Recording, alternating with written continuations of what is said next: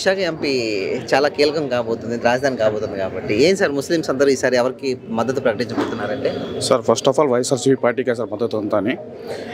ఎందుకంటే అందరూ చెప్పే మాట 4% రిజర్వేషన్ 4% రిజర్వేషన్, కానీ నా వైపు నుంచి చెప్పేది ఒకటే సార్.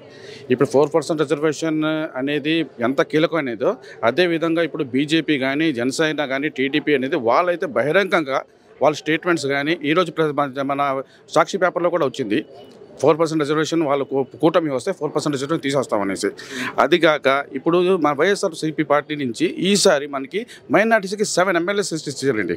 ఎమ్మెల్యే 7 మెంబర్స్ని ఇచ్చారండి ఏ పార్టీ ఈ రోజు వరకు కూడా.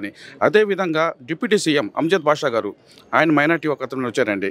అంటే ఇంత కార్పొరేషన్స్లోని ఎంతోమంది చైర్మన్స్ అయ్యారండి, డిప్యూటీ మేయర్లు అయ్యారండి, చైర్మన్స్ అయ్యారు. ఇవన్నీ టోటల్ మైనార్టీస్కి ఇంతగా మనకి ప్రాధాన్యత ఇస్తున్నప్పుడు మీ వైఎస్ఆర్సీపీ పార్టీకి ఎందుకు చేయకూడదు?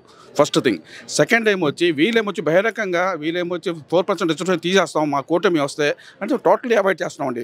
టోటల్ ఏదైనా మాకు ఇక్కడ ఝాన్సీ గారికి, అలాగే ఎమ్మెల్యే గారు మన లోకల్లో అమర్నాథ్ గారికి, ఇక్కడ మన సౌత్లోని వాసుపిగులు ఎవరైనా మనకి ఎమ్మెల్యేస్ 7 ఎమ్మెల్యేస్ ఎంపీ ఝాన్సీ గారిని పక్కగా మైనార్టీ నుంచి గెలిపించుకుంటాం. వేయాలంటారు ఎంపీగా బొత్స ఝాన్సీ గారికి ఎందుకు ఓటు వేయాలంటారు? ఎమ్మెల్యేగా అమర్నాథ్కి ఎందుకు ఓటు వేయాలంటారు? మీరు గాజువాక నుంచి వచ్చినట్టున్నారు సార్. నేను గాజువాక నుంచి వచ్చాను.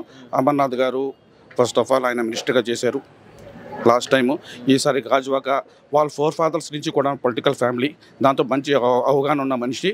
నెక్స్ట్ అమర్నాథ్ గారికి ఆల్రెడీ గాజువాకలో ప్రతి విధంగా ఏ సమస్యలు ఉన్నాయో తెలుసు కాబట్టి నెక్స్ట్ మైనార్టీ మినిస్టర్గా ఆయన మినిస్టర్గా చేస్తున్నారు కాబట్టి, ఐటీ మినిస్టర్గా చేస్తున్నారు కాబట్టి ప్రతి సమస్యలు వాళ్ళు తెలుసండి. అందుకే ఈసారి అమర్నాథ్ గారిని అక్కడ గెలిపించుకుంటాం మైనార్టీ పరంగా. ఇటు ఝాన్సీ గారిని ఎందుకు గెలిపించుకుంటాం అంటే ఆవిడ ఒక లిటరేట్ పర్సన్ అండి. ఆవిడకి ప్రతి లాస్ట్ టైం 2 టైమ్స్ అవన్నీ చేసి ఉన్నారు కాబట్టి ఆవిడకి అవగాహన ఉంది. మెయిన్ మాది వైజాగ్ స్టీల్ ప్లాంట్ సమస్య ఒకటి ఉంది, ఆవిడ దానికోసం ఫైట్ చేస్తారనేసి ఇవన్నీ టోటల్గా అందుకే మేము ఝాన్సీ గారిని గెలిపించుకుందాం అనుకుంటున్నాం సార్. అవుతుందండి, పాసిబిలిటీ ఉంటుందా? గెలుస్తారంటారా వాళ్ళు? 110% అండి, 110%. ఓకే.